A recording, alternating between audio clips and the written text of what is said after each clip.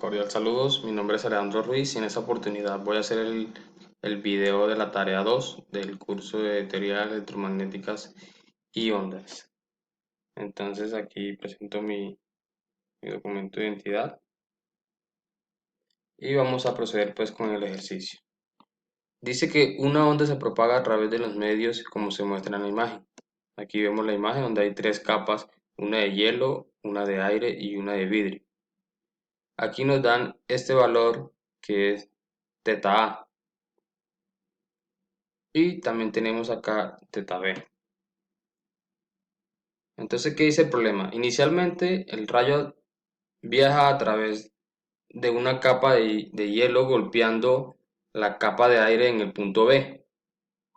Este es el punto B. Formando un ángulo de 50 con respecto al eje X. Usando la ley de Snell calcule el paso a paso de la trayectoria total de la onda y determine el valor de D.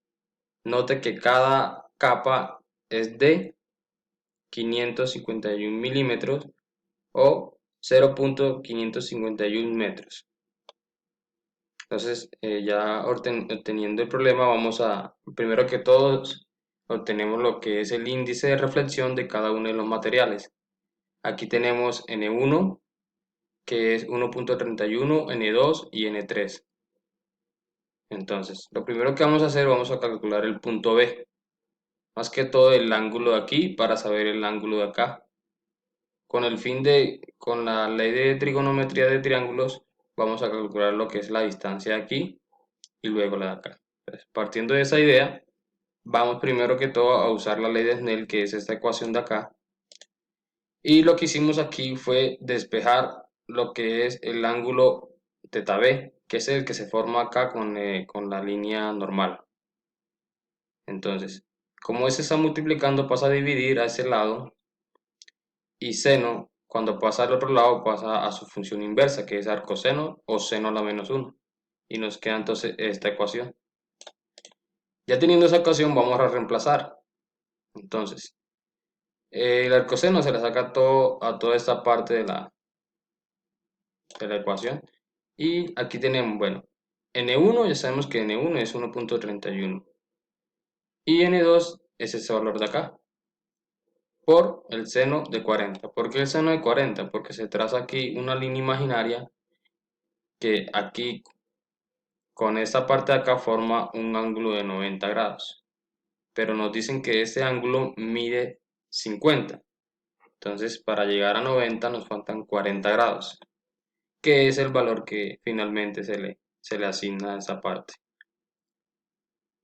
Bueno, entonces haciendo esos cálculos, vemos que nos da un ángulo teta sub b que es de 57.33 grados. Este ángulo de acá, con la línea imaginaria normal.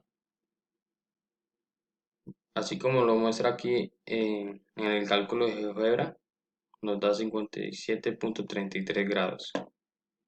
Bueno, una vez obtenido el punto B, el ángulo del punto B, vamos a obtener lo que es el ángulo del punto C.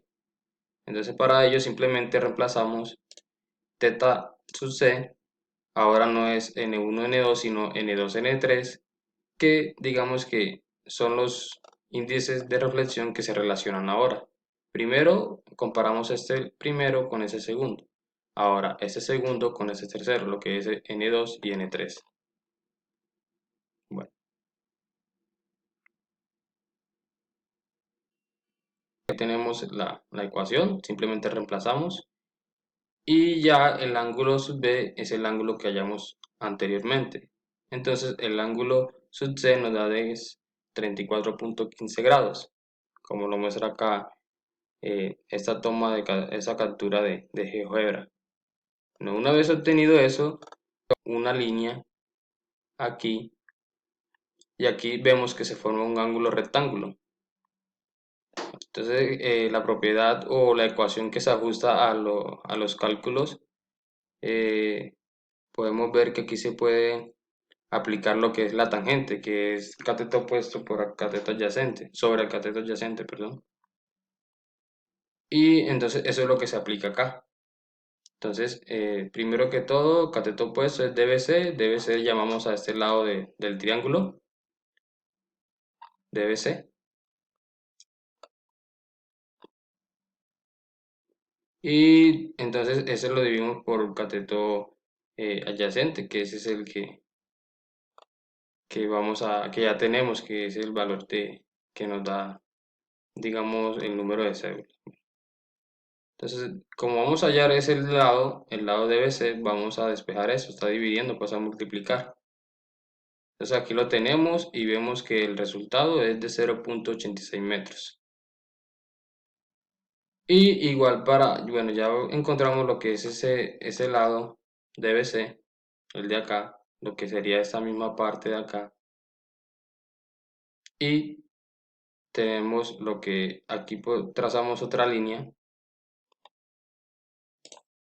como si hiciéramos esto.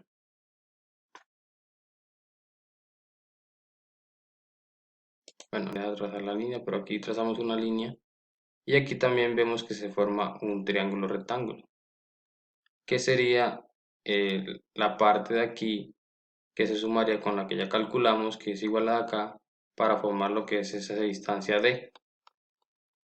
Ahí también, ya que conocemos el ángulo, digamos el ángulo de acá, y conocemos un lado, entonces con esos valores usamos la propiedad de tangente. Y lo que hacemos es reemplazar, como lo hicimos en DBC para DBD. Y aquí vemos que tangente del ángulo que se formó ahí por el lado nos da que es un valor de 0.37 metros.